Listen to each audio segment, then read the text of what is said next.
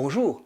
Depuis le 1er septembre 2023, les jeunes Chinois mineurs sont privés d'Internet entre 22 heures et 6 heures du matin sur leur téléphone portable, tablettes et montres connectées.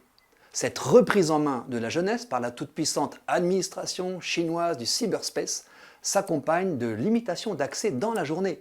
40 minutes pour les moins de 8 ans, 1 heure de 8 à 16 ans et 2 heures entre 16 et 18 ans. Cette façon collectiviste de brider la jeunesse fait réfléchir l'Occident.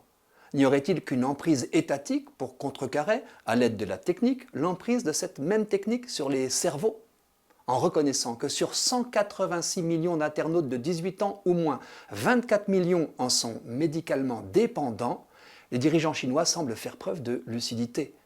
De plus en plus de jeunes doivent passer par des centres spécialisés dans le sevrage. Leurs écrans concurrencent le sport et la lecture. Ils génèrent une épidémie de myopie juvénile. Ils imposent l'impatience par des formats brefs et excitants. Le système de régulation à la chinoise paraît efficace. Il faut présenter sa carte d'identité pour accéder à des jeux que leurs fournisseurs ne peuvent plus rendre accessibles aux heures interdites. Mais nombre d'experts occidentaux estiment que la Chine limite Internet pour favoriser sa jeunesse tout en abêtissant sciemment l'Occident. TikTok, le réseau social Made in China, y fait fureur avec 1,8 milliard d'utilisateurs. Il est à haute puissance addictive. De plus en plus de jeunes sont accros à ces mini-vidéos qu'on avale en série sans s'en rendre compte. Or, TikTok est interdit en Chine. Sa version chinoise, dénommée Douyin, est purgée de ce qui est considéré comme nuisible pour les jeunes.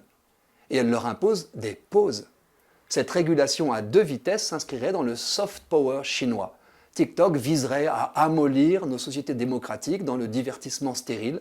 À terme, avec une jeunesse plus forte, la Chine serait gagnante. Une prise de conscience émerge. Emmanuel Macron est déjà monté au créneau. Reconnaissant la puissance nocive de son algorithme, il a traité TikTok de perturbateur psychologique, en affirmant « derrière, il y a une vraie addiction ». Chez nous, le temps moyen passé sur Internet atteint 1h30. Un enfant de 2 ans passe déjà 1 heure par jour devant un écran, mais on dépasse 90 minutes dès 5 ans. Quant aux 15-24 ans, il serait sur les réseaux sociaux plus de 2 heures par jour, au risque d'y être enfermé. Les dirigeants chinois n'ont pas forcément les mêmes priorités que les nôtres. En flattant l'individualisme et le repli sur soi, l'écran contredit une culture collectiviste. Internet peut aussi, s'il n'est pas contrôlé, menacer le totalitarisme en propageant des idées rebelles. Reconnaissons qu'à l'échelle de nos familles, il fait aussi figure de cheval de Troie. Il concurrence la communication des couples. Il manipule les esprits fragiles. On découvre souvent trop tard des ados endoctrinés par des communautés transgressives, comme celles qui les poussent à régler les problèmes existentiels inhérents à leur âge en rêvant d'un changement de genre.